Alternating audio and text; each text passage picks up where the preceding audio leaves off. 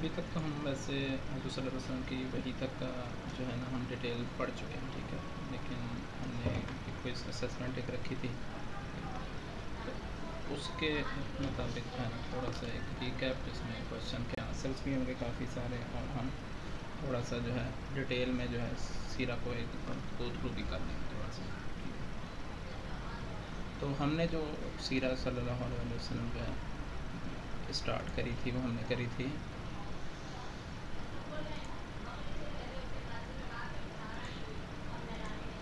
حضور صلی اللہ علیہ وسلم سے جو ہے پیچھے ہم نے حضرت ابراہیم علیہ السلام سے، ٹھیک ہے ٹھیک ہے۔ تو حضرت ابراہیم علیہ السلام جو ہیں ہمارے پاس، ہمیں پتہ جس طریقے سے حضرت ابراہیم علیہ السلام کے دو بیٹے تھے، حضرت اسحاق اور ایک حضرت اسماعیل، ٹھیک ہے، صحیح ہے۔ اور حضرت اسماعیل علیہ السلام سے حضور صلی اللہ علیہ وسلم کی عطیات تھی، اور حضرت اسحاق علیہ السلام کے اس میں سے جو ہے 50 انبیاء جو ہیں، اور جس میں کم و بیش 50 پلس جو ہے نا 50 پلس انبیاء جو ہیں پروفٹ، جس میں حضرت موسیٰ، حضرت عیسیٰ، اور یہ بنی اسرائیل کہلاتے ہیں۔ بنی اسرائیل ان کو لقب کیوں دیا گیا؟ ٹھیک ہے، حضرت یعقوب علیہ السلام کی وجہ سے، ٹھیک ہے۔ ان کے بعد جو پہلے نبی آتے ہیں وہ ہیں حضرت یعقوب علیہ السلام، ٹھیک ہے، جن کی وجہ سے ان کا ہے نا نام جو ہے وہ بنی اسرائیل پڑا، ٹھیک ہے، اور جن کے بیٹے حضرت یوسف ہو گئے، اور پھر آگے حضرت سلیمان علیہ السلام بھی انہیں کے اس میں سب سے آخری جو پروفٹ آتے ہیں ان کے اندر وہ آتے ہیں حضرت عیسیٰ، ٹھیک ہے، جن کو زندہ جو ہے اٹھا لیا گیا تھا۔ یہ ہم نے پڑھا تھا حضرت اسحاق کے بارے میں، ہم ڈیٹیل میں اتنا نہیں کہ صحیح ہے، جو ہم نے گاؤں میں چیزیں پڑھی وہ اسی طریقے سے پڑھی، ٹھیک ہے۔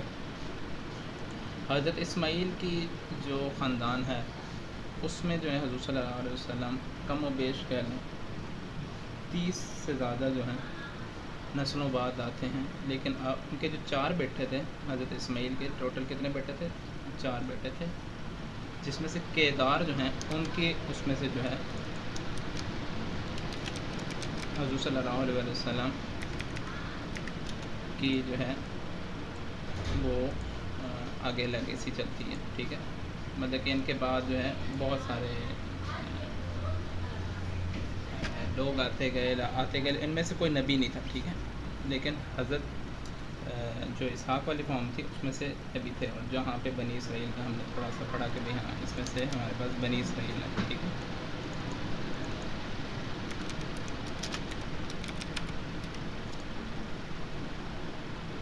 اچھا، تو اس کے بعد ہمارے پاس کچھ کویشچن آنسر جو تھے اس کے اندر صلی اللہ علیہ وسلم کے، ہم نے شجر نسب تھا ایک، ٹھیک ہے، آباء و اجداد کے نام بھی تھے، ٹھیک ہے، یہ ایک اس میں سوال تھا جو کہ جس کا آنسر کہہ لیں کہ ہمارے پاس یہاں سے ملتا ہے تھوڑا سا، جو کہ اگر میں بتانا چاہوں تو وہ حضور صلی اللہ علیہ وسلم کے والد صاحب کا نام حضرت ہاشم تھا، ٹھیک ہے، اور اس سے پہلے جو ہے ہمارے پاس کون کون سے لوگ آتے ہیں وہ میں ایک ایک کر کے جو ہے بتاتا جاتا ہوں، ٹھیک ہے، صحیح ہے۔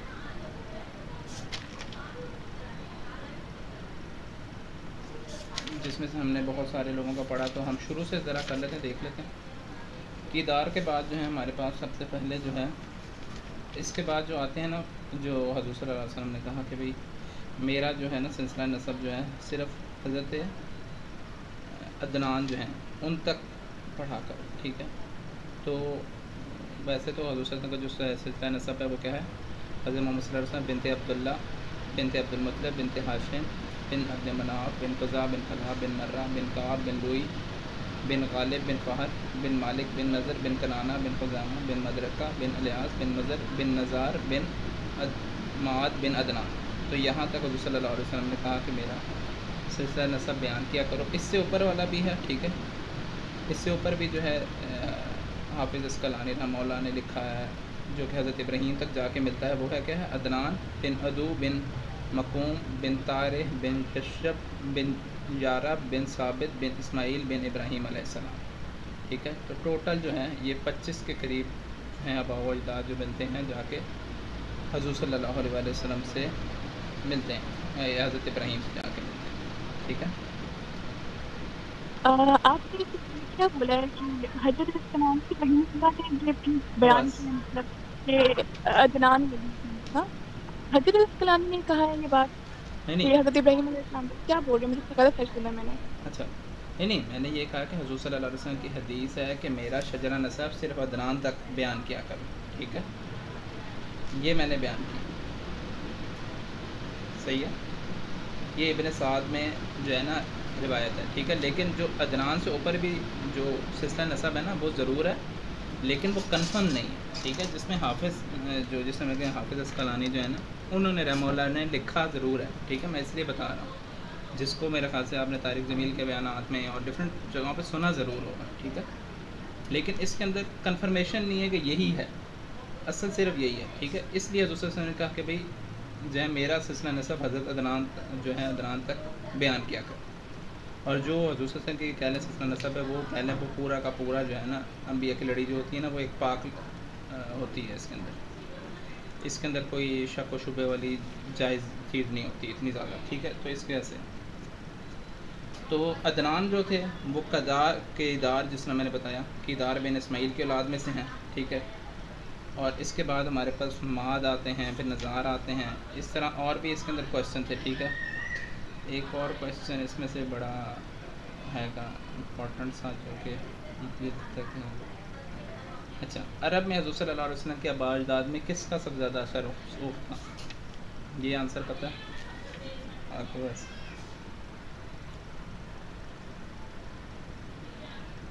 ابو مطلب کا؟ نہیں اس سے بھی اوپر. اور نہیں، اس کا پھر اوپر مجھے نہیں پتا.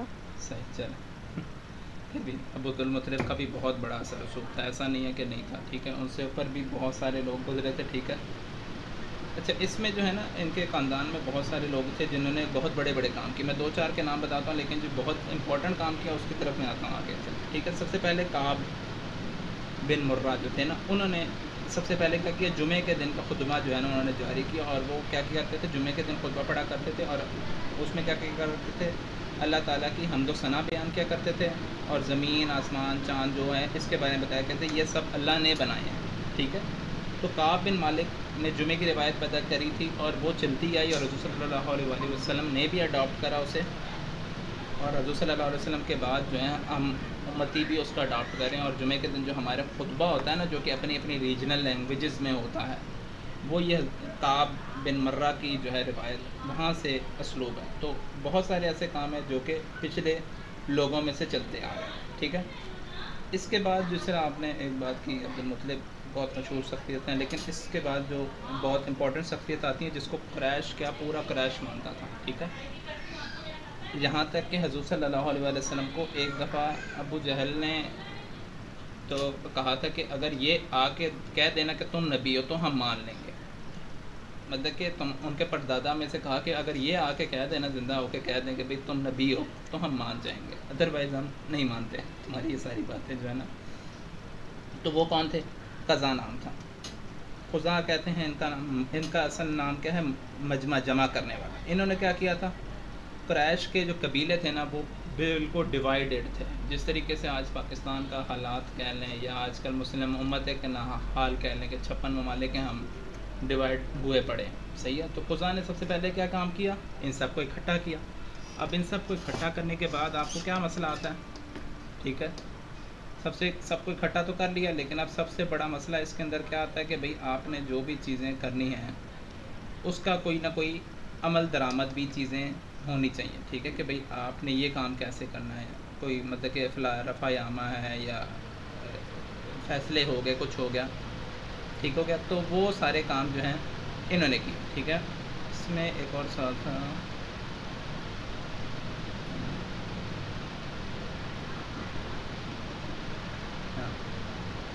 ہاں، یہی پرنسپل والا ہی سوال ہے مینلی تو اس کے اندر. تو قزی بن کلاب نے جو ہے نا یہ سارے کام بھی کیے. صرف یہی نہیں کیا کہ بھئی ان کو ملا کے چھوڑ دیا، یہ کام نہیں کیا. انہوں نے پھر 12 جو ہیں ادارے قائم کیے، ٹھیک ہے. وہ 12 ادارے بعد میں بھی چلتے رہے، ان کی بھی میں ڈیٹیل ابھی پڑھ دیتا ہوں. شاید ہم جب پڑھے تھے اس ٹائم پہ یہ اسکپ بھی ہو گیا تھا، لیکن ہم نے ضرور پڑھا ضرور تھا، ٹھیک ہے. تو سب سے پہلے انہوں نے جو ایک ادارہ قائم کیا جس کا نام تھا دارالندوہ، ٹھیک ہے. اس کے اندر کیا ہوا کرتا تھا، ایک مجلس مشاورت قائم ہو گئی تھی جس کے اندر نکاح، زواج، جنگی معاملات سب کچھ ڈسکس ہوتا تھا. تجارت کے لیے کب جانا ہے، کہاں جانا ہے، یہ سب چیزیں یہاں پہ ڈسکس ہوا کرتی تھی دارالندوہ کے اندر، ٹھیک ہے. اور سفر سے واپس آتے تو بھی لوگ دارالندوہ اترتے اور اپنا پورا سفر کا حالات بتاتے. تو دارالندوہ ایک سینٹر پوائنٹ تھا وہاں پہ اس ٹائم کے مطابق. اس کے علاوہ جو دوسرے ادارے تھے ان میں حجابت کا، سقایت کا، رفادہ کا، دارالندوہ ہم پڑھ چکے، لوا کا، اور بھی بہت سارے تھے. ان کو ہم ڈیٹیل سے پڑھ لیتے ہیں ذرا. حجابت جو تھا بیت اللہ کی دربانی اور مسجد حرام کی خدمت. یہ خدمت بنی عبدالدار کے سپر تھی جس کو حضرت عثمان بن طلحہ انجام دیتے تھے، ٹھیک ہے. تو بیت اللہ کی جو دربانی تھی وہ ان کے نام تھی. اسی لیے آج کے دور میں بھی جو کہہ لیں کہ حضرت عثمان کا ہوٹل سے جو حضرت حضور صلی اللہ علیہ وسلم کا جو روزہ مبارک ہے اس کا خرچ چلتا ہے، ٹھیک ہے. یہ چیز آج بھی چل رہی ہے، چلتی جا رہی ہے. پھر اس کے بعد سقایت ہے جس میں حجاج کو زمزم کا پانی پلانا. یہ خدمت بنو ہاشم کے صفت تھی. بنی ہاشم میں حضرت عباس جو تھے یہ خدمت انجام دیتے تھے. بعد میں یہ نبوت کے بعد کے لوگوں کے نام لکھے ہوئے، اس سے پہلے ہاشم بھی یہ کام کیا کرتے، ٹھیک ہے. رفادت میں فقراء، مساکین، حجاج اور مسافرین کی عنایت اور امداد کرنا. اس محکمے میں متوجہین کی امداد کے لیے کچھ رقم چندہ سے حاصل کی جاتی تھی، جمع رہتی تھی. اس پر منصب پر عامر بن نوفل کی جانب سے مامور تھے، ٹھیک ہے. پھر عمارات، مسجد حرام اور بیت اللہ کی حفاظت، تعمیر اور مرمت حضرت عباس بن حشام کی جانب سے خدمت جو تھے وہ خدمت انجام دیتے تھے حضرت عباس. پھر سفارت جو تھے 2 فریق کا کسی معاملے میں مراسلت کرنا. یہ خدمت بنی عدنان میں عمر بن خطاب کے سپر تھی، ٹھیک ہے. ندوہ یہ ہم پڑھ چکے، لیکن اس کے اندر جو تھے مشورہ جو تھے کہ بنی اسد میں سے یزید بن زمہ بن اسود مجلس شورا کے امیر تھے، ٹھیک ہے. وہاں پہ مجلس اور امیر کا کانسیپٹ وہاں سے دارالندوہ میں تھا. پھر قبا باوقت جنگ فوج کے لیے خیموں کا انتظام کرنا. خدمت بنی مخزوم کے سپر تھی. بنی مخزوم میں سے یہ خدمت جو تھے خالد بن ولید انجام دیا کرتے تھے. لوا علمبرداری کرنا. اسے عقب بھی کہتے ہیں. علمبرداری بنی امیہ کے سپر تھی جو کہ ابو صفوان اموی یعنی کہ حضرت امیر معاویہ کے والد پورا کرتے تھے، ٹھیک ہے.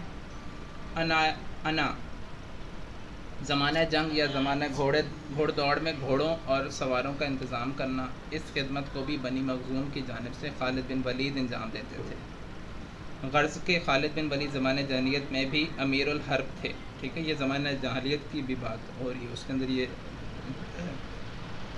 اس کے بعد اشناف، قبائل کے درمیان باہمی معاشرت رفع کرنے کے لیے دید اور تعاون کا ادا کرنا. جس شخص میں دید اور تعاون دینے کی قدر نہ ہو اس کی مالی مدد کرنا.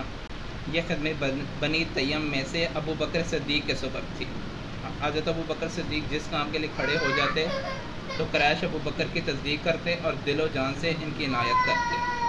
ابو بکر صدیق کے سوا اگر کوئی کھڑا ہوتا تو پھر قریش اس کی تصدیق نہ کرتے. اسی وجہ سے تو آپ نے دیکھا ہوگا کہ جو حضرت ابو بکر صدیق ہیں غلاموں کو چھڑاتے تھے پہلے بھی، مطلب کہ یہ پروفٹ ہوڈ سے پہلے کی بات ہے، ٹھیک ہے. ان کو بھی چھڑاتے تھے. تو بعد میں جب وہ حضرت بلال حبشی یا باقی صحابہ کو چھڑاتے تھے تو ان کے والد صاحب انہیں تانے مارا کرتے تھے کہ بھئی یہ تم کن مسکینوں کو آزاد کروا رہے ہو، تمہاری کوئی مدد بھی نہیں کر سکتے، ٹھیک ہے. البتہ انہیں وہ آزاد کرا کے چھوڑ دیا کرتے تھے. تو یہ رسپانسبلٹی آلریڈی حضرت ابوبکر کے پاس تھی، جس کی وجہ سے انہیں تمام قبائلوں کے جو تھے نام وغیرہ اور بہت ساری چیزیں ڈیٹیل معلوم تھی، جس کا ہم بعد میں جا کے حضور صلی اللہ علیہ وسلم کے جب ہم پڑھیں گے ڈیٹیل میں کہ کس طریقے سے دعوت دینے جاتے تھے. تو ادھر حضرت ابوبکر کی صدیق کی یہ والی کوالٹی بہت زیادہ یوزفل ثابت ہوئی. پھر اموال، یہ بتوں کی نظر و نیاز کے لیے وقف کیے گئے تھے. یہ بنی سہم میں سے حارث بن قیس جو تھے اس کے متولی تھے. یہ جو ہے یہ آخری 2 پوائنٹر جو ہے نا یہ ختم ہو گئے. اب یہ چیزیں نہیں رہیں کیونکہ بتوں کی اس ٹائم نظر و نیاز ہوتی تھی تو اس ٹائم پہ ضرور تھے, بعد میں یہ چیزیں ختم کر دی گئیں. ٹھیک ہے. پھر اس کے بعد ازار و زلام, تیروں سے فال نکالنا کہ اس وقت سفر کرنا مبارک ہے یا منحوس ہے. اس میں صفوان بن امیہ محکام کے تھے اس کے. ٹھیک ہے. یہ دونوں جو چیزیں ہیں بعد میں یہ ختم ہو گئی. ٹھیک ہے.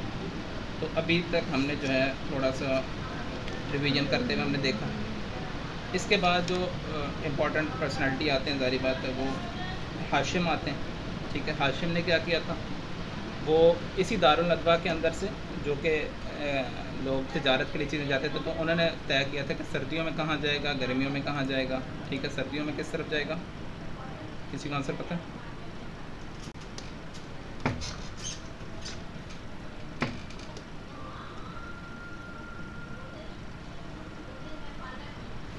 چلیں, سردیوں میں یمن کی طرف جاتا تھا, جو ہے گرمیوں میں شام کی طرف جاتا تھا. ٹھیک ہے. تو یہ انہوں نے فیصلہ جاری کیا تاکہ ہم 6 مہینے کی ٹریولنگ کریں اور ادھر ہم سکون سے رہ سکیں. اس کے بعد عبدالمطلب آتے ہیں جو کہ بہت بڑی پرسنالٹی تھے, جس کے اندر زمزم کا واقعہ سے وہ بہت مشہور ہوئے. زمزم نکالنے کے بعد جو زمزم کے پہرے دار تھے وہ حضرت عبدالمطلب بن گئے تھے. ٹھیک ہے.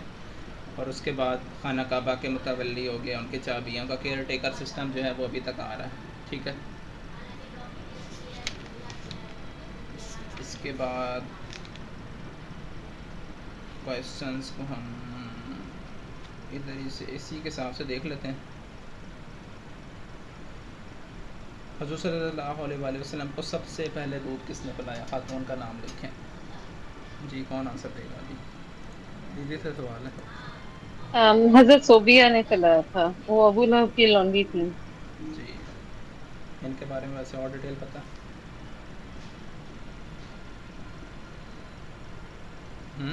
نہیں, ٹو بی آنیسٹ نہیں, بہت زیادہ نہیں. اچھا, حضرت صوبیہ کو جیسے حضور صلی اللہ علیہ وسلم کی ولادت ہوئی نا, تو انگلی کے اشارے سے نا ابو لہب نے نا چھوڑنے کا کہا کہ انگلی کا اشارہ کرا اور کہا کہ تم آزاد ہو. ٹھیک ہے. وہ آزاد کرنے کا تھا. تو اس بارے میں ابو لہب کے جیسے پتہ ہے, ابو لہب حضور صلی اللہ علیہ وسلم کا بہت بڑا دشمن تھا. ابھی ہم آگے جا کے پڑھیں گے, ابو لہب جیسا دشمن تو باقی انبیاء کو ملا ہی نہیں. ٹھیک ہے. ابھی کیونکہ جیسے وحی کا نزول ہم پڑھیں گے نا, تو ابو لہب کے جو کارنامے ہیں نا شروع ہونا شروع ہو جائیں گے پھر. ٹھیک ہے. تو ابو لہب نے وہ جو ایک انگلی تھی نا, بعد میں جب وہ مر گئے اور کسی نے ان کو خواب میں دیکھا تو اور ان سے پوچھا کیا تمہاری کیسی حالت ہے, کیا چیز ہے, تو انہوں نے بتایا کہ بھئی میری اس انگلی کے علاوہ نا پورے جسم میں نا میرے جو ہے نا اذیت دی جاتی ہے, سوائے اس انگلی کے, جس انگلی سے انہوں نے خوشی میں حضور صلی اللہ علیہ وسلم کی خوشی میں آزاد کیا تھا حضرت صوبیہ کو. ٹھیک ہے. تو حضرت صوبیہ جو تھیں وہ ان کی لونڈی تھیں. ٹھیک ہے. حضرت صوبیہ کے جو مختصر تعارف ہے وہ یہی ہے. ٹھیک ہے. وہ ان کے ساتھ تھیں اور وہ حضور صلی اللہ علیہ وسلم کا بعد میں جو ہے آزاد کر دیا گیا تھا, تو یہ تھے. صوبیہ جو حضرت صوبیہ ہیں, انہوں نے آپ کے ساتھ ساتھ حضرت حمزہ کو بھی جو ہے دودھ پلایا تھا, کیونکہ آپ کو جتنا پتہ ہو عبدالمطلب نے اپنا رشتہ بھی جو ہے ان کی جو حضرت فاطمہ کی خالہ زاد بہن خالہ سے کروایا بھیجا تھا, ان سے ان کی شادی ہو گئی تھی, تو ان سے بیٹے کون تھے, حضرت حمزہ. تو ادھر سے جو ہیں دونوں حضور صلی اللہ علیہ وآلہ وسلم اور حضرت حمزہ کیا ہیں, دودھ شریک بھائی. ٹھیک ہے. حضرت صوبیہ نے دونوں کو دودھ پلایا تھا, اور اسی کے بعد حضرت صوبیہ نے ابو سلمہ کو بھی دودھ پلایا تھا. ابو سلمہ عورت کا نام نہیں ہے, ٹھیک ہے, مرد کا ہی نام ہے. ٹھیک ہے. تو ان کو بھی دودھ پلایا تھا. تو یہ تینوں جو ہیں دودھ شریک بھائی ہیں. اس کے بارے میں بہت آگے جب ہم پڑھتے ہیں تو ایک اور ٹاپک اس کے اندر سے آتا ہے, تو میں بتا دیتا ہوں. وہ صحیح بخاری شریف میں ام المومنین ام حبیبہ رضی اللہ عنہ سے مروی ہے کہ میں نے ایک بار رسول اللہ صلی اللہ علیہ وسلم کی خدمت میں یہ عرض کیا کہ میں نے سنا ہے کہ ابو سلمہ کی بیٹی درہ سے نکاح کا ارادہ رکھتے ہیں. آپ نے بطور تعجب فرمایا کہ ان میں سلمہ کی بیٹی سے جو میری ترتیب ہے, اگر درہ میری ربیبہ نہ ہوتی تو تب میرے لیے حلال نہیں ہو سکتی, کیونکہ وہ میری رضائی بھتیجی ہے. ٹھیک ہے. کیوں؟ اس لیے کیونکہ مجھے اور اس کے باپ ابو سلمہ کو صوبیہ نے دودھ پلایا تھا.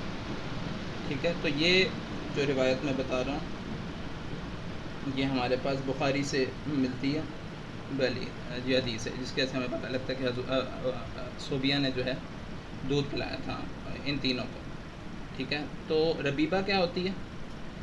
کہہ لیں کہ وہ جو ہے جس کو دودھ پلایا اس کی بیٹی کہہ سکتے ہیں، ٹھیک ہے. والدہ نے بیٹی اس کے دودھ کی بیٹی کہہ لیں کہ بھتیجی بھی کہہ سکتے ہیں ایک قسم کا اس کو، ٹھیک ہے. بہن کی بیٹی بھی کہہ سکتے ہیں. ڈائریکٹ اگر اس کا لنکیج آپ نکالنا چاہیں تو اس طریقے سے نکل سکتا ہے. تو یہ ان کا مختصر تعارف تھا. پھر حضرت حلیمہ کا تعلق کس خاندان سے تھا؟ بنو سعد سے. اور نبی کریم صلی اللہ علیہ وسلم ان کے پاس کتنے سر ہے؟ یہ بھی اس کے ساتھ ہی کمبائن سوال ویسے. 2 سال سے تو زیادہ کا عرصہ ہی تھا، جی کیونکہ مدت بڑھا دی گئی تھی، کیونکہ اس ٹائم پہ وہاں پہ وبا کوئی آ گئی تھی، تو اس سے بچنے کے لیے حضرت حلیمہ نے ان سے درخواست کی تھی کہ مدت بڑھا دیتے. پوری مدت تو مجھے اپروکسیمیٹلی آتی ہے، لیکن round about 3 to 4 years I think. جی ہاں 4 ایئرس کہتے ہیں میلڈی تو ٹھیک ہے. اور اس کا ایگزیکٹ وبا کا نہیں پتہ، لیکن اس میں جو آتا ہے نا حضرت حلیمہ سعدیہ نے آ کے آپ سے کہا کہ 2 سال کے لیے جاتے تھے نا لے کے، تو 2 سال بعد جب واپس لے کر آیا آپ نے حضرت جو ہے فاطمہ آمنہ سے کہا کہ جو ہے میں ان کو اپنے ساتھ اور رکھنا چاہتی ہوں، کیونکہ انہوں نے برکات وغیرہ دیکھی تھی بہت ساری، کیونکہ ہم نے پڑھی کہ بھئی کیسے چیزیں بدل گئیں ان کی ساری زندگی کی، ٹھیک ہے. تو وہ سارا ہم نے پڑھا تھا، تو وہ 2 سال کے لیے اور لے گئے تھے، ٹھیک ہے. اس کے بعد 4 سال کی عمر میں وہ آپ کو واپس لے آئیں، ٹھیک ہے. تو ٹوٹل ایگزیکٹلی 4 سال بنتے ہیں. اور ان کا تعلق کدھر سے تھا؟ قبیلہ بنو سعد سے، ٹھیک ہے. جب ہم پڑھ رہے تھے تو ہم نے اس کو پکچرز میں بھی دیکھا تھا کہ بنو سعد کس سائڈ پر ہے، ٹھیک ہے. قبیلہ بنو سعد جو ہے اس ٹائم کا کرنٹ کہہ لیں فلسطین والا جو علاقہ ہے نا، اس سے تھوڑا سا قریب ہے. فلسطین والا کہہ رہا ہوں، عرب کے اندر ہی جو ہے ایک طرف بارڈر لگتا ہے، سمندر لگتا ہے، اس سے قریب ہی ہے. تو تصویر ابھی کرنٹلی اس میرے پاس نہیں ہے، ورنہ میں ضرور دکھاتا، ادروائز اس ریکارڈنگ میں ضرور اویلیبل ہے پکچر، ٹھیک ہے. ادھر ہی شق صدر کا واقعہ ہوا. پھر ادھر بہت سارے واقعات ہوئے تھے، ٹھیک ہے.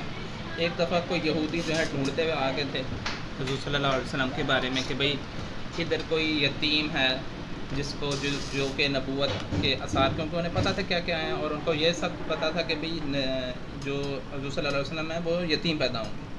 انہوں نے پوچھا حضور صلی اللہ علیہ وسلم کے بارے میں، تو ان کے جو ہسبینڈ تھے حضرت حلیمہ سعدیہ کے جو تھے، انہوں نے کہا کہ بھئی یہ میرا بیٹا ہے. تو وہ اس بات پہ اطمینان ہو گیا کہ بھئی وہ سمجھے کہ بھئی وہ تو یتیم پیدا ہوں گے، یہ یتیم نہیں ہے، تو انہوں نے ان کو چھوڑ دیا، ٹھیک ہے.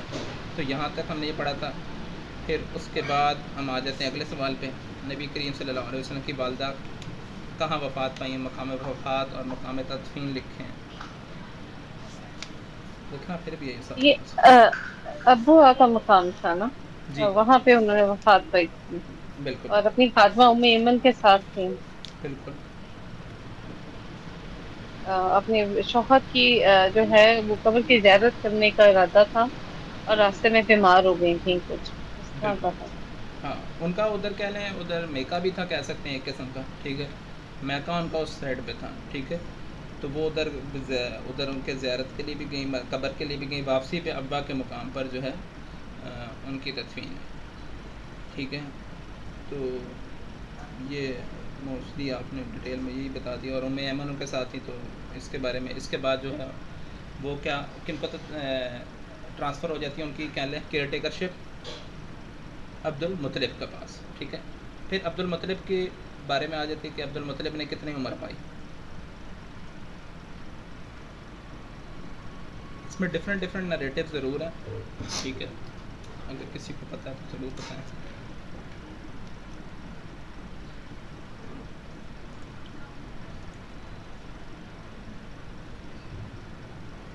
چلیں میں ہی بتا دیتا ہوں. اچھا، جب حضور صلی اللہ علیہ وسلم کی جو ہے نا اس میں 8 سال عمر ہوئی تھی تب عبد المطلب کی ڈیتھ ہوئی تھی. تو مختلف قول ہیں جس میں 82 85 95 110 سال 120 سال ڈفرینٹ آتے ہیں، ٹھیک ہے. لیکن منیملسٹک اس میں 88 کو پریفر کرتے ہیں زیادہ، ٹھیک ہے، کہ 88 سال حضرت عبد المطلب کی جو تھی عمر تھی، ٹھیک ہے. پھر نبی کریم صلی اللہ علیہ وسلم کتنی عمر میں بکریاں چرانے لگے تھے؟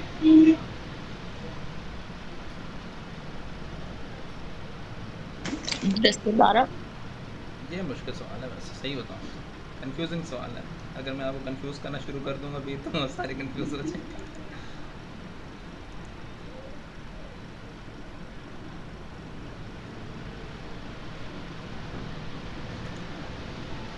اچھا جب ایسے تو دیکھیں ایکچوئل کی بات ہے، اس کے دو آنسر ہو سکتے ہیں، ٹھیک ہے، پاسبل اس کا دو آنسر ہو سکتے ہیں، ٹھیک ہے. ایک تو حضور صلی اللہ علیہ وسلم ظاہری بات ہے وہ دیکھا سنا ہوگا حضرت حلیمہ سعدیہ کے بارے میں، جب ہم پڑھ رہے تھے تو جب ان کی بکریاں کیا کرتی تھیں، زیادہ زیادہ چر کے آتی تھیں، تو کیا ہوتا تھا، حضور صلی اللہ علیہ وسلم ان کو ساتھ ان کی بیٹی کے ساتھ ان کو جی بیٹی چرانے ان لے کی کے جاتے اٹھا تھے. کے ان کو ساتھ لے کے جاتی جی تھی، اور جب بادل کا سایہ بھی جو تھا ان پہ سایہ سے گر جاتا تھا. وہ خود نہیں کرتے تھے کہہ لیں، لیکن اس کی بالکل. کیا لیکن وہاں سے سیکھ رہے تھے، ٹھیک ہے، خود نہیں کرتے تھے. اس کے بعد اس کے دو تین اور بھی آنسر آ جاتے ہیں کہ بھئی اب عبد المطلب کے بعد عبدالطالب کو جب ٹرانسفر ہوئی آپ کی کیئر ٹیکر شپ، تو ان کے حالات ٹھیک نہیں تھے، تو آپ نے کیا کیا، قریش کی بکریاں لے کے چرانا شروع کر دیں. تو یہاں پہ جو ہے انہوں نے جو ایگزیکٹ کہہ لیں ایج بنتی ہے نا وہاں پہ، تو وہ 10 سے 12 سال ہی بنتی ہے، ٹھیک ہے. جب انہوں نے 10 سال کہہ سکتے ہیں ہم زیادہ، کیونکہ آگے ہم اور بھی واقعات پڑھتے ہیں تو اس کے اندر اور عمریں آ رہی ہوتی ہیں، تو اس میں کم سے کم 10 کہہ لیں یا 9-10 سال کہہ لیں، اس میں حضور صلی اللہ علیہ وسلم بکریاں چرانے کے لیے جایا کرتے تھے مکہ والوں کی، اور اس کے لیے معاوضہ لیا کرتے تھے مکہ والوں سے، اور اس سے اپنا بھی گزر بسر کرتے تھے، اور جو ہے ابو طالب کا بھی کرتے تھے. ابو طالب کے 4 بیٹے ہیں، 4 بیٹوں میں سے حضرت علی، ایک حضرت جعفر، حضرت عقیل تھے، ٹھیک ہے. تو ایک کا نام میں بھول جاتا ہوں بار بار، ایگزیکٹلی مجھے یاد نہیں رہتا، کیونکہ ان کا نام ان کی ڈیٹیل بہت زیادہ نہیں. یہ تینوں مسلمان ہو گئے تھے، ٹھیک ہے. تو چوتھے بیٹے ہیں ان کی ڈیٹیل اتنی زیادہ اویلیبل ہے بھی نہیں، اور ان کا یہ بھی نہیں پتا کہ وہ مسلمان تھے کہ نہیں تھے، ٹھیک ہے. باقی 3 تو مسلمان ہو گئے تھے، ٹھیک ہے. پھر آ جاتے ہیں جنگ فجار، ٹھیک ہے. یہ بھی ہم نے پڑھا تھا، فجار کی لڑائی کن 2 قبیلوں کے نام کے درمیان ہوئی تھی؟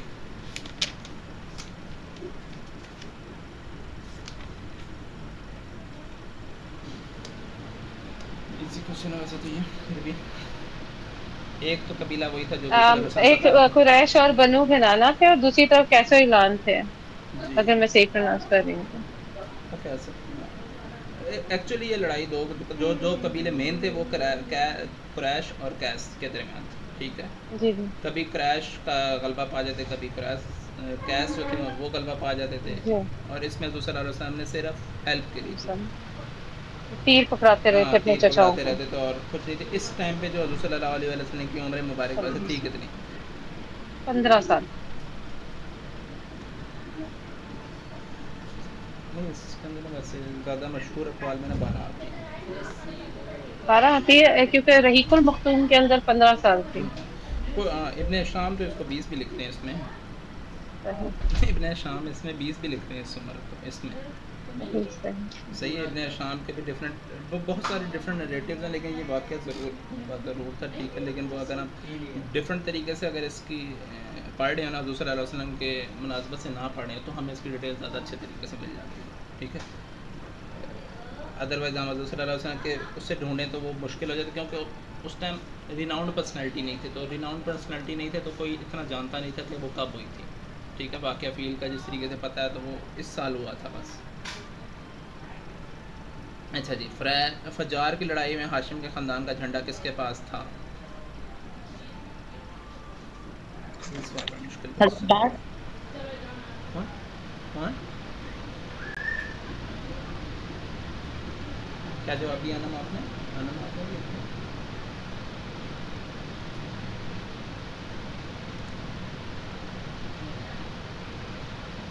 نبی پاک صلی اللہ علیہ وسلم کے ایک چچا تھے، شاید میں نے نام غلط یاد رہا، میرے پاس نوٹس نہیں، میں نے جو سالو کیے تھے، لیکن شاید حضرت عباس نام تھا میرے خیال سے. اس میں ایگزیکٹ آنسر حضرت عباس کا تو نہیں ملتا. چچا حضرت عباس نہیں ملتا، حضرت زبیر بن عبد المطلب ضرور تھے، ٹھیک ہے. ہاں میں یہی کہہ رہی ہوں نا، نام وہ ہو گیا، یہ یاد ہے کہ چچا تھے. ہاں لیکن یہ ہے کہ یہ مشکل سوال تھا، ہم نے پڑھا بھی نہیں تھا، اور یہ ریسرچ بیس کوشچن تھا، درمیان میں جان بوجھ کے ڈالا گیا تھا کہ آپ ڈھونڈیں ذرا، بڑا مشکل سوال ہے. ٹھیک ہے اس کو، لیکن اگر آپ نیٹ پہ اس کو نا فلیگ ٹیکرز کے نام سے پڑھیں گے نا، ڈھونڈیں گے تو آپ کو مل جائے گا، فلیگ کیپرز کے نام سے. اس میں تمام جنگوں کے فلیگ کیپرز کے نام ہیں، اور جب ہم اس لسٹ کو پڑھتے ہیں نا اس میں ہر جنگ کے فلیگ کیپرز کے نام ہیں. اس کے بعد آ جاتے ہیں حلف الفضول کا مطلب کیا ہے. another easy question. اس میں زیادہ تر لوگوں کے ناموں میں فضل زیادہ کا شامل کاؤنٹ تھا. بتائیں، زیادہ کا کاؤنٹ بتائیں نا. آ، کتنے زیادہ، اتنے زیادہ نہیں تھے.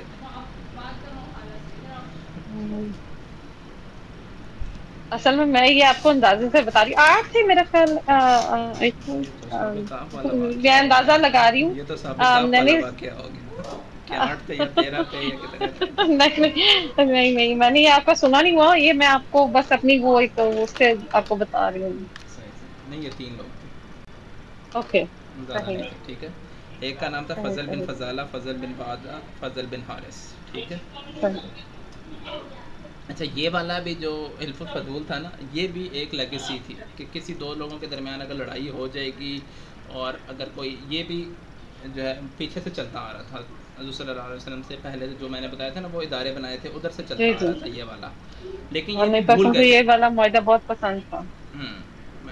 یہ نا جس طرح ہم بھول گئے ہیں نا آج سیرت کی جی جی کافی ساری چیزیں، اس طرح وہ لوگ بھی بھول گئے تھے. تو یہ موقع ہونے کے بعد نا لوگوں کو زیادہ یاد آ گئی تھی. تو اس میں یہ واقعہ 2 لوگوں کے اس کے درمیان ہوا تھا. یہ بھی ویسے اگر کوئی ایک کوشچن تو بنتا ہی ہے.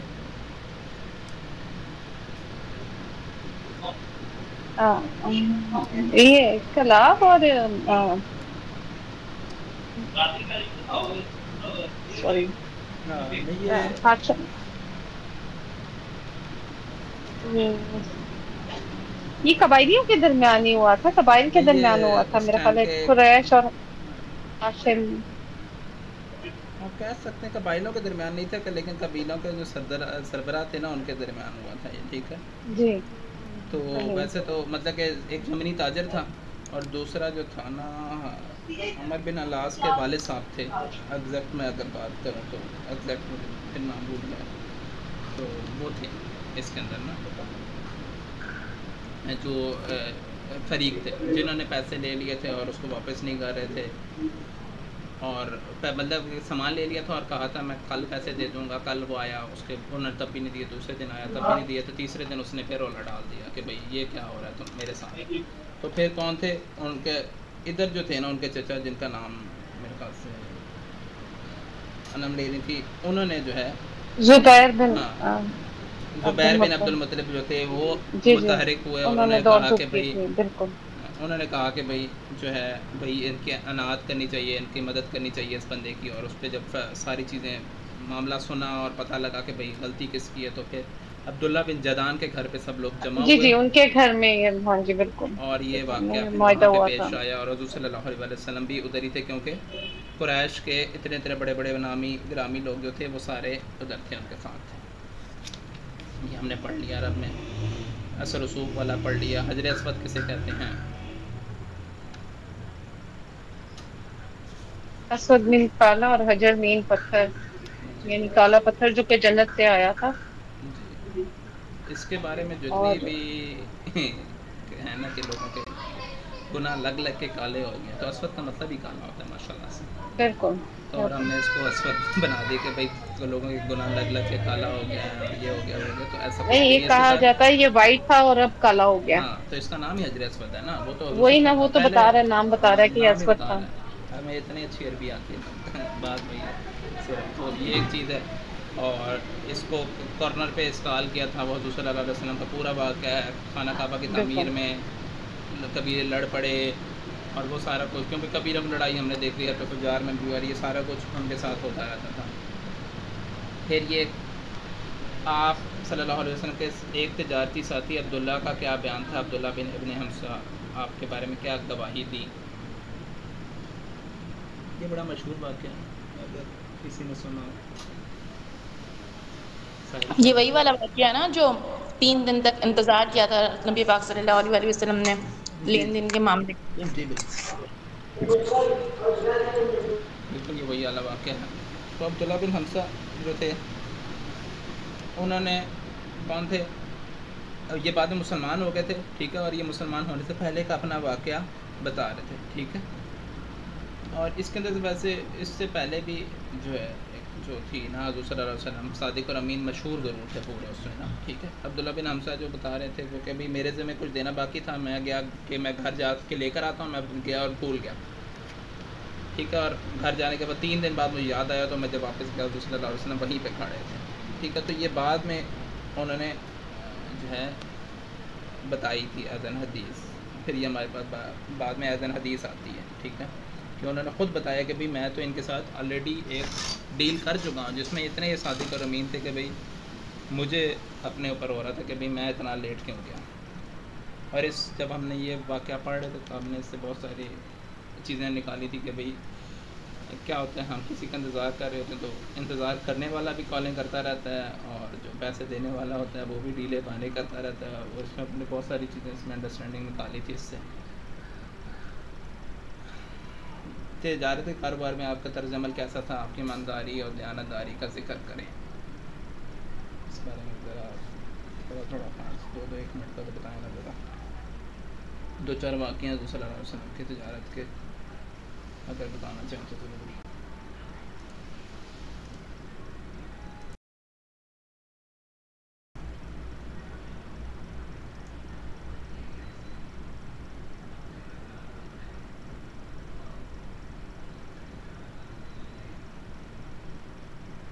چلیں میں نے تو دیکھیں ختیجہ نے جو آپ صلی اللہ علیہ وسلم کو بھی جو رسپانسبلٹی دی تھی نا چیزیں لے کے جانے کی، وہ اسی وجہ سے دی تھی کیونکہ آپ تجارت کرتے تھے اور اس میں صادق اور امانتداری سے جو فیصلے کرتے تھے، جو چیز جس مال کی جو پرائس ہوتی تھی وہ اس پہ اس کو سیل کرتے تھے اور اس پہ جو منافع ہوتا تھا وہ ایز اٹ از آ کے دیتے تھے اور اس کے بعد اپنا منافع کلیم کرتے تھے. ایسے نہیں کرتے تھے کہ بھئی 100 روپے کے لے کے گئے، جو ڈیسائیڈڈ تھا 120 کی بیچ دی اور بعد میں 100 روپے جا کے جو ہے آنر تھا اس کو دے دیا اور کہا میرا منافع بھی دو اور پیسے لے لیے. اس طرح کام نہیں کرتے تھے یہ، کیونکہ آج کل کے دور میں یہ چیزیں بہت زیادہ ہوتی ہیں. تو اس لیے جو ہے حضور صلی اللہ علیہ وسلم کے جو تجارت کے اصول ہیں وہ ہمیں وہیں سے ڈرائیو ہوتے ہیں کہ حضور صلی اللہ علیہ وسلم وہاں سے جو تجارت کرتے تھے وہ اس طریقے سے کرتے تھے. اور بعد میں اصول ضرور آئے بھی ہیں پراپر طریقے سے کہ مسلمانوں کو کس طریقے سے تجارت کرنی چاہیے. یہ وہی آگے صادق اور امین، صادق سچ بولنے والا، امین امانت دار. اچھا جی، پھر آ جاتے ہیں حضرت ختیجہ سے نکاح کے وقت حضور صلی اللہ علیہ وسلم کی عمر اور ان کی عمر کتنی تھی؟ 25 اور 40 سال ہی آتی ہے. آج کل اس پہ بھی واویلا اٹھا ہوا ہے کہ حضرت ختیجہ کی عمر کم تھی، 28 سال بھی ہے آتی ہے آج کل. لیکن اس بارے میں بھی بات کریں، لیکن اس کے بعد بھی پروف ضرور ہیں، لیکن زیادہ مشہور قولوں کے مطابق ہمیں امت کے عجماء کی طرف جانا چاہیے تو ہمیں 40 کی ہی بات کو مستند سمجھنا چاہیے، ٹھیک ہے. اگلا سوال مشکل ہے اس لیے میں آپ کے چھوڑ سکتا ہوں. یہ کس نے کہا، کس نے پڑھایا؟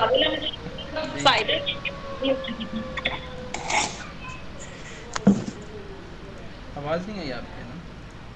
میں کہہ رہی ہوں واویلا مچانے کا کیا مقصد کہ وہ کتنی عمر کی تھی، تو جو ہونا تھا وہ ہو گیا، ان کی عمر سے ہمیں کیا لینا دینا. تو یہ ابھی یہ تو کیا جاتا ہے نا، یہ کربلا کے واقعے کو کیا نچوڑا جاتا ہے. نہ آپ ان کے والی وارث ہیں، نہ آپ گناہوں ثواب کے وہ دینے دار ہیں. واقعہ گزر گیا، ان کا جو کچھ بھی تھا وہ سارا اللہ کی طرف، اللہ کے سپرد. اور جو انہوں نے بعد میں ان کے ساتھ سلوک کیا وہ بھی سب کے سامنے ہے. لیکن ہم کربلا کو ہی روتے رہتے ہیں پاکستان کے اندر، جیسے نہ ہم ٹھیکیدار بنے ہوتے ہیں. تو اب یہی عمروں کا بھی یہی ہے، 9 سال تھی، 25 سال تھی، 40 سال تھی، 30 سال تھی. ہم لوگ ان فضولیات میں تو پڑے ہوئے، اس لیے ہم آگے بڑھ نہیں پاتے ہیں. اصل بالکل بات یہ ہے، بالکل ایسا. ہم لوگ یہ نہیں سوچتے جو گزر گیا اس پہ رونے سے بہتر ہے جو آگے آنے والا ہے اس کو بچا لیں. بالکل. اس میں دیکھیں عمر کے اندر تو چلیں، لیکن اس میں جو بہت سارے چیزیں سے اخذ کرنے والی ہیں نا، کہ دیکھیں اس ٹائم عورت کو اتنی آزادی بھی تھی کہ وہ خود اپنا نکاح کا پیغام بھیج سکتی تھی. ایسا آج کے دور میں بھی نہیں ہے، آج کے دور میں بھی نہیں ہے. میں کہتا ہوں آج کے دور میں مسلمانوں میں یہ چیز نہیں ہے. دیکھیں حضرت خدیجہ کے بارے میں جب میں نے تھوڑا بہت پڑھا، مجھے اتنی حیرانگی ہوئی کہ she was یعنی کہ دا مین وہ ہیڈ، جس سے سارا مکہ جو تھا، سارے مکہ کے عمرا اور سارے سردار آ کے حضرت خدیجہ سے رائے لیتے تھے، ان کی اپروول مانگتے تھے کہ آپ اس معاملے میں متفق ہیں، اور جو حضرت خدیجہ کہتی تھیں وہی ہوتا تھا. اتنی اسٹرانگ خاتون. ہم لوگوں نے عورتوں کو پاؤں کی جوتی تک کی لگا کے محدود کر دی ہے، اور وہ پورے مکہ کو کنٹرول کرتی تھی. ساری عمرہ کی بیویاں ان کے پاس آتی تھیں، اور وہ ان کے اندر بیٹھ کے وہ فیصلے صادر ہوتے تھے، بات چیت ہوتی تھی، پوری مشاورت ہوتی تھی. آج ہم لوگ جو ہیں پتہ نہیں کون سی 1.5 انچ کی مسجد بنا کے بیٹھ گئے ہیں، اور سو کالڈ ہمارے علماء حضرات بھی معذرت کے ساتھ کہ اس کے اندر بہت بڑا ہاتھ ان کا بھی ہے، جنہوں نے نا عورت کو نہ صرف وہ بنا کے رکھ دیا ہے گھر کی. ٹھیک ہے، چار دیواری میں ہونا چاہیے، نو ڈاؤٹ اباؤٹ دیٹ.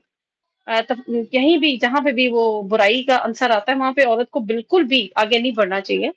جو مقام مردوں کے ہیں وہ مردوں کے ہی ہیں، لیکن جو اللہ کو عورت نے عزت دی، مقام دیا، اس کو ہم کیوں بھول کے بیٹھ گئے ہیں؟ میں تو حضرت خدیجہ کی زندگی سے اتنی انسپائر ہوئی ہوں کہ میں تو یہ سوچتی ہوں آج کے ہمارے بچوں کو یہ بتانا چاہیے، یار یہ عورتوں کا مقام یہ دیکھو ذرا. ابھی وہ جہالت کا دور تھا، اسلام نہیں آیا ہوا تھا، اور عثما، اس دور کے اندر وہ یہاں پہ تھی. حضرت خدیجہ جیسی جتنی بھی صحابیات ہیں نا، تو ان کی بھی ہمیں لائف ہسٹری ایسی ملتی ہے. ہم نے صحابیات پہ بھی ایک تھا، تو مطلب آپ کو ایک سے بڑھ کے ایک مثال ملے گی، اور آپ کو رشک آنے لگے گا کہ یار They were literally the queens. They were literally the queens. ٹھیک ہے، اور پتہ نہیں ہم کیا بن گئے. وہ تھیں جنہوں نے ایک مضبوط نسل کو پالا، اور وہ خود بھی مضبوط تھیں کہ وہ جنگ تک لڑ سکتی تھیں، اور ہم تو خیر ہے کیا ہی کہہ رہے ہیں. دیکھیں زرار کی بہن کو دیکھ لیجئے، حضرت زرار کی بہن کو دیکھ لیجئے، کیسے آئی، پتہ بھی نہیں لگا مرد ہے یا عورت ہے، آ کے اپنے بھائی کو چھڑانے کے لیے پوری صفیں ہلا کے رکھ دی ان دشمنوں کی. یہ نہیں دیکھا کہ 10,000 ہے، 1,000 ہے، 2,000 ہے، 4,000 ہے.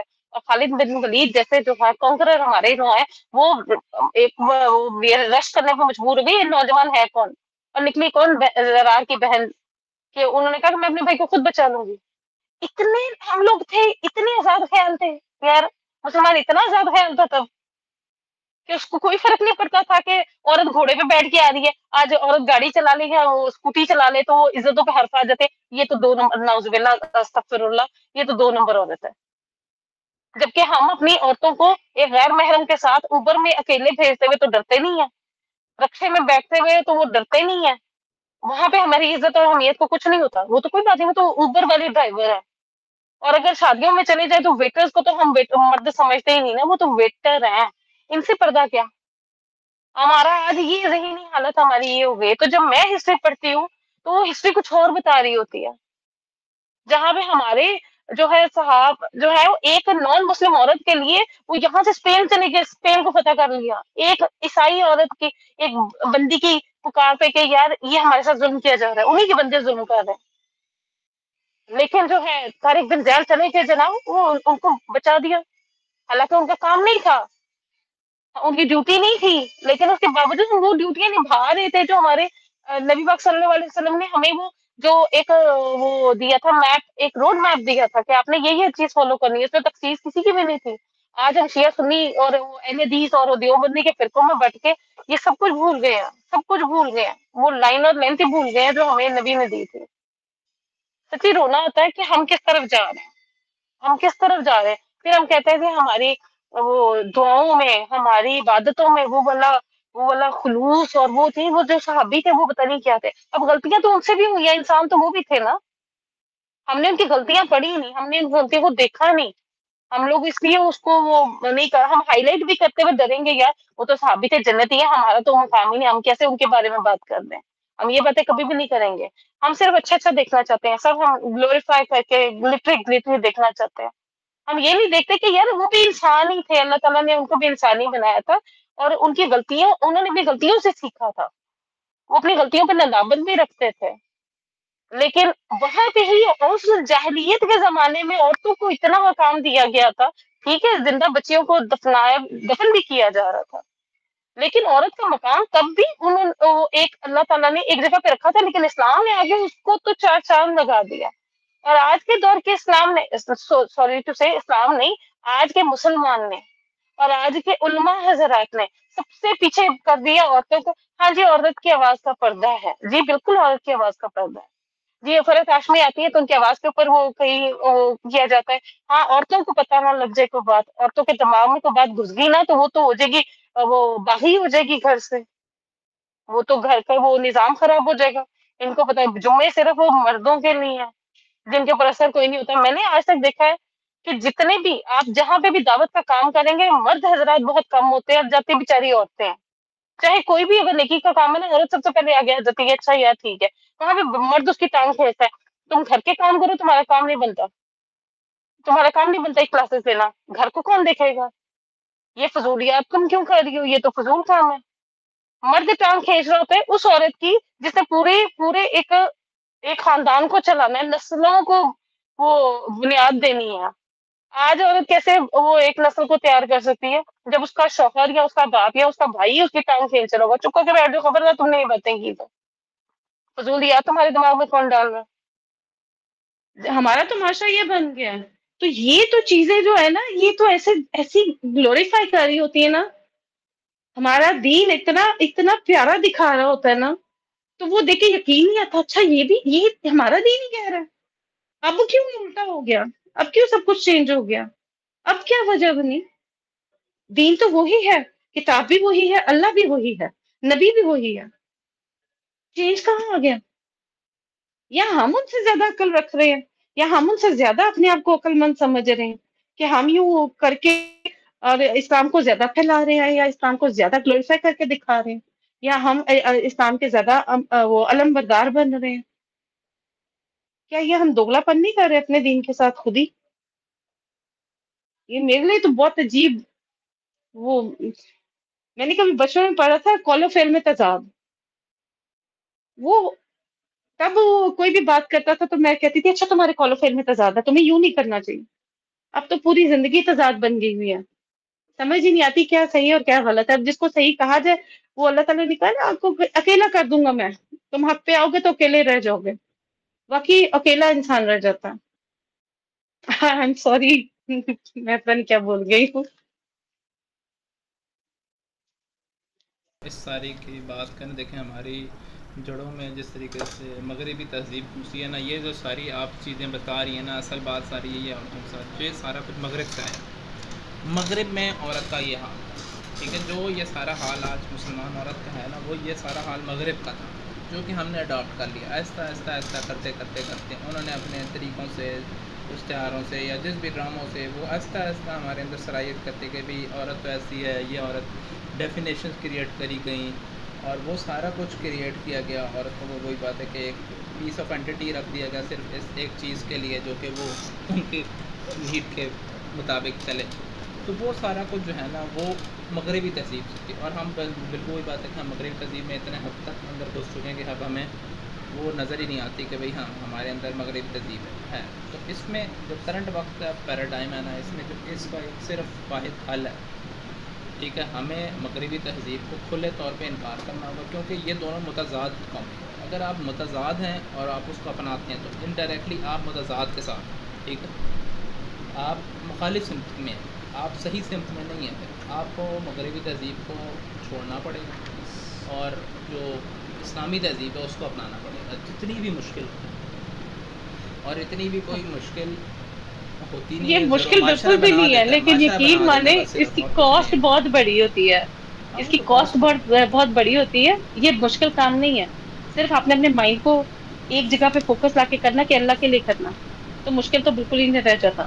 لیکن پھر اس کے جو ہے نا وہ آپ کو معاشرہ پورے آپ سے نا وہ نچوڑتا ہے، آپ سے وہ پورا لیتا ہے. آپ نے اگر اپنے آپ کو اکیلا دکھایا نا، آپ نے دکھایا نا میں آڈ ون آؤٹ ہوں، تو اب اس کی پرائز پے کرو، اور پے کرنی پڑتی ہے پرائز. ہمارا سو کولڈ معاشرہ اسلامک معاشرہ، اس کے باوجود بھی شادیوں پہ اگر آپ پردہ کر رہے ہیں نا تو وہ کہا جاتا ہے ہاں یہ رین کوٹ پہن کے جاتی ہے. میں نے تو باتیں سنی ہوئی ہیں، ایون کہ میرے ہسبینڈ نے مجھے کہا کہ یار تم پردہ اتار دو. میں نے کہا میں نے نہیں اور وہی اتارنا. بات ہے کہ گھر والوں سے بھی یہ بڑے مزے کی بات ہے، یہ پریشر کریٹ ہوتا ہے. اور آپ کو کہیں ہوتا نہ ہے. کہیں پہ، اور میں جانتا ہوں، اور وہ آج کا تو وہی بات ہے، آج کل لوگ ریل وغیرہ میں لگا رہے تھے کہ بھائی ایک وہ ہے، اور ایک تو بلکہ کہیں پہ پتہ نہیں کوئی ابایوں میں لوگوں نے ڈانس کرنا شروع کر دیا تھا، وہ ایک وہ ویڈیو وائرل ہو دیکھیں نا گئی، کسی چیز اور کو اس تو کے چھوڑا ہی نہیں نا. ساتھ وہ انہوں نے اس چیز کو چھوڑ ہی نہیں رہے. لیکن وہی بات ہے کہ دیکھیں انٹرٹینمنٹ کی بھی ایک جگہ ہے، ایسا نہیں ہے عورتیں آپس میں مل جل کے انٹرٹینمنٹ کریں، کوئی مسئلہ نہیں ہے، ٹھیک ہے، لیکن وہاں پہ مکسنگ نہ ہو تو وہ کر سکتی ہیں. ایسا تو بالکل بھی نہیں ہے کہ بھئی ہم کہیں کہ عورتوں کے لیے کلوز انوائرمنٹ ہوگا، وہ مطلب اوپن انوائرمنٹ میں وہ یہ سارا کچھ کریں. ان کے لیے کلوز انوائرمنٹ آپ کریٹ کریں، وہ جو کرنا چاہتی ہیں وہ پھر وہ کریں اپنی میوچل گیدرنگ کے اندر. بعض اوقات ان کا ظاہر بات ہمیں یہ سارا کچھ کرتے ہوئے 2 سال ہو چکے ہیں، بعض اوقات ڈسکشن ہوتی ہے تو اس چیز پہ ٹاپک پہ ڈسکس ہو رہی ہوتی ہے، تو چیزیں بہت ساری جو ہے نا الاؤ ہیں دین کے اندر، اور ہم نے اس کو ڈس الاؤ کر کے ہم نے ہم پتہ نے نہیں کیا کیا بنا کے ہم رکھ نے دیا کیا. ہے. اور ہم ہی اس کو وہی باتیں بدل سکتے ہیں آہستہ سے. چلیں ہم آگے چلتے ہیں، پھر نماز کا ٹائم بھی تھوڑا سا قریب ہے. اچھا، حضور صلی اللہ علیہ وسلم کا نکاح کس نے پڑھایا، اور جو ہے حق مہر کتنا طے کیا؟ ابو طالب نے جو حضور صلی اللہ علیہ وسلم کا نکاح پڑھایا تھا. آپ کا حق مہر جو تھا 20 اونٹ جو ہے اس ٹائم کے حق مہر جو ہے آپ کا طے پایا تھا، جس کی مقدار 12.5 اوقیہ بنتی ہے. 1 اوقیہ 40 درہم کا ہوتا ہے، تو 500 درہم شرعی حق مہر جو ہے انہوں نے حضرت ختیجہ کے ساتھ طے ہوا تھا. جی ساتھ میں اچھا، ویسے واپس یہ شرعی کے اوپر مجھے بڑا اعتراض ہے کہ شرعی تو ہے ہی نہیں. صاحب حیثیت آپ جتنے ہیں آپ اتنا کرے گی. شرعی پردہ اور نہیں نہیں شرعی نہیں حق میں نہیں ان نہیں، پہ یہ آ تو کے ویسے اس شرعی ٹائم آ کی گیا بات ہے نا، ویسے اس ورڈ. ٹائم کے حساب سے نا، کیونکہ حضور صلی اللہ علیہ وسلم کی ویلتھ کے حساب سے تھا نا، یہ ایسا نہیں تھا کہ حضور ہاں صلی اللہ علیہ وسلم نہیں، کی وہ آپ ویلتھ اس کو نہیں تھی. شرعی نہیں کہہ سکتے نا ہاں پھر. اس کا وہ اس پھر کی آپ اس شرعی، کو یہ ضرور کہہ سکتے ہیں کہ حیثیت کے مطابق. ہاں اس کی حیثیت نہیں. ہاں جی جی آپ کچھ کہہ رہے تھے. میں کہہ رہی تھی آپ 500 درہم بولا، میں نے اس کو ڈھونڈا تھا تو مجھے 500 درہم چاندی کی ملا تھا، تو میں وہ کنفرم کر رہی تھی آپ سے. اچھا، اس میں چاندی اور وہ نہیں لکھا ہوا، اچھا چاندی اور مجھے ملا سونا تھا نہیں تو لکھا ہوا، 500 20 درہم. اونٹ ضرور لکھا ہوا. صحیح بات ہے. میں بھی چاندی کے درہم ہوں. چاندی کے درہم ہو، لیکن درہم تو سونے کے ہی ہوتے ہیں نا. 500 درہم لکھا چاندی تھا، ہوگی. درہم تو ہوتا ہی سونے کی. دینار بھی ہے.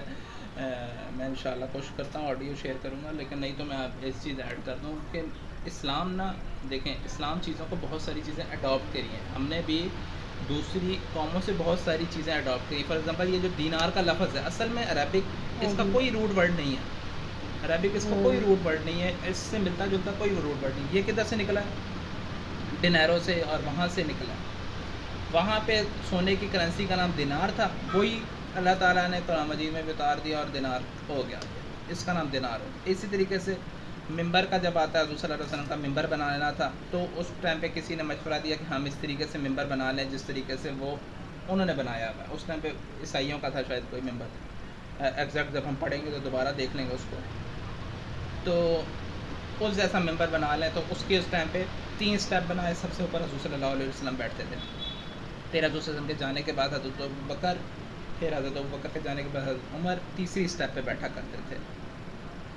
ٹھیک ہے، حضرت عمر کے جانے کے بعد ظاہری بات ہے اس کے نیچے تو کوئی سٹیپ نہیں تھا، تو پھر حضرت علی دوبارہ سیکنڈ سٹیپ پہ بیٹھا کرتے تھے. اور اس کے بعد سے آج تک سیکنڈ سٹیپ پہ ہی بیٹھ کے خطبہ دیا جاتا ہے، کیونکہ پہلے پہ حضور صلی اللہ علیہ وسلم بیٹھا کرتے تھے. ٹھیک ہے، تو وہ ایک چیز تھی. یہ بھی ہم نے کسی اور سے اڈاپٹ کری. پھر جو ہے جو مسجد نبی کا جو اوپر کا اسٹرکچر ہے وہ بھی ہم نے اڈاپٹ کرا. ٹھیک ہے، وہ رشیا سے اڈاپٹ کیا تھا میرے خیال سے.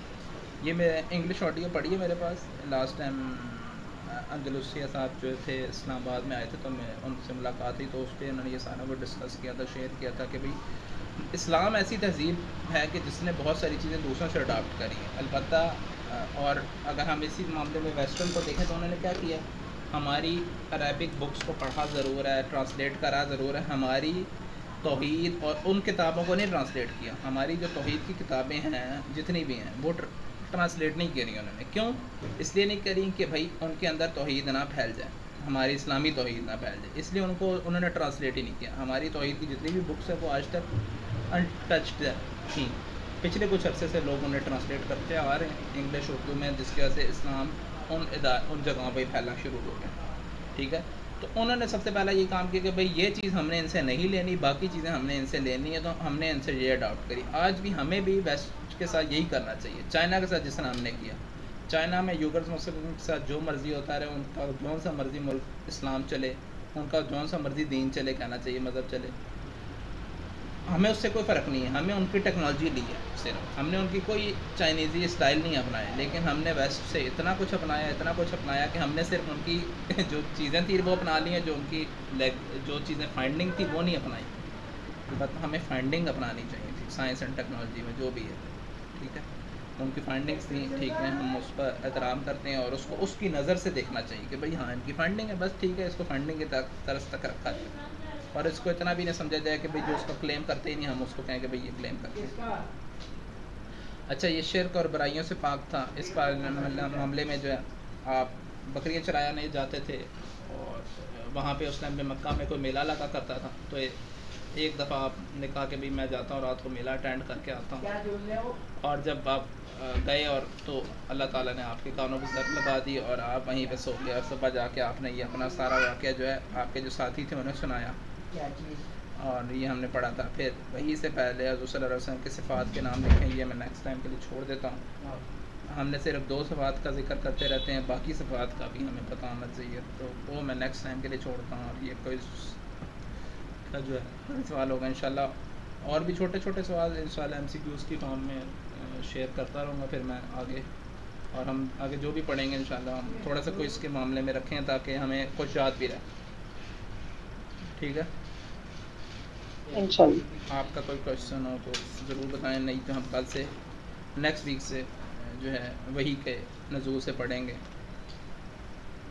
اچھا ساتھ میں مجھے نا کلاسز کی ٹائمنگس کا بھی نہیں پتا, مجھے ڈیز بھی سم ٹائم کیونکہ میں بزی ہوتی ہوں تو کئی دفعہ موبائل نہیں ہوتا پاس, تو پتہ نہیں چلتا. تو اگر وہ مجھے کلاسز کی ٹائمنگ اور ڈیز پتہ لگ جائے. ہاں میں کوشش کرتا ہوں نا میں نیا میمورینڈم بنا دوں. اصل میں ابھی تک تھینک یو. میمورینڈم نیا بن نہیں پا رہا کیونکہ ٹائمنگ ہماری تھوڑی سی فکس نہیں ہو پا رہی, کیونکہ اس ٹائم نا ایگزیکٹ مغرب کا ٹائم ہوتا ہے دبئی میں, بالکل ٹھیک ہے, دبئی والی سائڈ پر, ٹھیک ہے. تو ہم رقیہ سیریز کے اوپر ہوتا ہے, ٹھیک ہے, جس میں ہم رقیہ کو سیکھ رہے تھے کہ رقیہ کس طریقے سے اپنا اوپر جائیں اپنے عزیز و رشتہ داروں کے اوپر, کیونکہ یہ نظریں لگنے کا معاملہ تو چلتا ہی رہتا ہے لوگوں کے اندر, ٹھیک ہے. تو یہ اس کی ٹائمنگ ویسے 8 بجے ہے, لیکن پاسبلی اسٹارٹ یہ 9 بجے ہی ہو رہا ہے آج کل. پھر ٹیوزڈے کو سیرت کا لیکچر, سیرہ کا حضور صلی اللہ علیہ وسلم پہ ہم پڑھتے ہیں, یہ 8 بجے ہی ہو رہا ہے. یہ اس میں کیونکہ ایک اسپیکر میں ہوتا ہوں, ایک میم جوشا ہوتی ہیں, تو وہ 9 بجے کے بعد لے کے چلتی ہیں, پھر آگے جتنا تک جایا جائے. لاسٹ ویک انہوں نے لیا تھا میری مصروفیت کی وجہ سے. اس کے بعد ٹیوزڈے کو اینڈ آف ٹائمز کی ہم سیریز دیکھ رہے تھے, جس میں لاسٹ ٹائم ہم نے وہ سیریز ختم کر دی, اور اس کے بعد ہم آگے کچھ اور سیریزز وغیرہ تھی جن کو ہم دیکھ رہے تھے. تو وہ ہے ٹیوزڈے کو 2 کلاسز ہیں. ٹیوزڈے کو ایک ہی ہے, ٹیوزڈے کو ایک نہیں, ویڈنسڈے کو, سوری ویڈنسڈے کو, ہاں ویڈنسڈے کو, sorry and of time Wednesday کو ہے, جو کہ اپروکس 8:30 تک شروع کرتے ہیں. تو منڈے اور ویڈنسڈے 8:30 ہی شروع ہو رہا ہے, اور اس سے آگے ڈیلے ہو جاتا ہے. وہ مے بی میں میم سے فکس ٹائم کرتا ہوں ایک, پھر وہی اناؤنس کر دوں گا نیکسٹ ویک انشاءاللہ. تو اس کے بعد تھرسڈے کو ہوتی ہے دین ٹریننگ سیشن, جس میں ہم سورہ انفال کر رہے ہیں. اس سے پہلے ہم سورہ الانسان ہم پڑھ چکے ہیں ڈیٹیل میں. اس کے بعد سورہ رحمان ہم نے پڑھی تھی. سورہ رحمان کو ہم نے رمضان سے پہلے تھوڑا سا کوئک پیس میں ختم کرنے کی کوشش کر دی تھی, تو وہ وہاں پہ اینڈ ہو گئی تھی. اس کے بعد سورہ انفال ہم پڑھ رہے ہیں. سورہ انفال بھی اسی وجہ سے ہم پڑھ رہے ہیں کہ کرنٹ پیرامیٹر کی وجہ سے ہمارے پاس اس کا پڑھنا ضروری ہے تھوڑا سا, اس وجہ سے ہم اس کو پڑھ رہے ہیں. تو اس میں یہ ہوتا ہے کہ مینلی تو ہمارا پاس یہ ہے کہ ہم خود پریپ کر کے ہیں. اس میں مینلی اسپیکنگ ایبلٹی کے اوپر لوگوں کو ٹرین کیا جاتا ہے کہ آئیں آپ پریزنٹ کریں, اپنے آپ کو بولیں. آج بھی اگر آپ گروپ میں ہوتی ہیں تو ایک کو سائن کیا, انہوں نے کہا میں پریزنٹ کرنا ہی چاہتی, میں نے یہ کرنا ہی نہیں, مجھے بڑی مسئلہ ہے. میں نے کہا پتہ نہیں کون سا مسئلہ ابھی, چلیں وہ اپنی جگہ پہ ہوتا ہے. تو ابھی اس دفعہ ابھی جو ہے وہ رہتی ہے. اس کے علاوہ فرائیڈے آ جاتا ہے. پھر فرائیڈے کو ہمارے پاس پہلے اذکار کا سیشن ہے, اذکار آفٹر صلاح کا. ابھی ہمیں اس سے پہلے جو ہے صبح اور شام کے اذکار کیے تھے, اور اب نماز کے بعد کے اذکار ہیں, ٹھیک ہے. تو یہ 8 بجے ہوتا ہے, 8 to 8:30, اور پھر 8:30 بک ریڈنگ ہوتی ہے, جس میں ہم خود بات پڑھ رہے ہیں. تو آدھے گھنٹے کے دونوں سیشن ہوتے ہیں, ہم 9 سوا 9 تک ہی اینڈ کر لیتے ہیں. پھر آ جاتا ہے سیٹرڈے 8:30 کو حدیث کا سیشن ہوتا ہے, جو کہ لاسٹ ٹائم بھی آپ نے اٹینڈ کیا تھا.